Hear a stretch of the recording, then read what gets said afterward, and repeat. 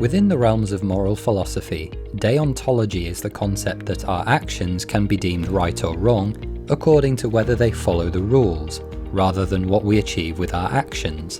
This places deontology at odds with consequentialism, which we'll discuss in another video, and is instead concerned with the outcome of our actions and not the motives behind them. Deontological thought is easy to see in how we practice medicine in the UK. We hold doctors to rigid professional standards and guidelines, most notably enshrined in good medical practice, and above all else try to hold the relationship between doctors and patients sacrosanct. Doctors are trained to do the most good for the one patient in front of them and are less concerned with a sense of common good. This is also reflected in our medical law systems, where the concept of negligence is based on the duty of a doctor to the individual.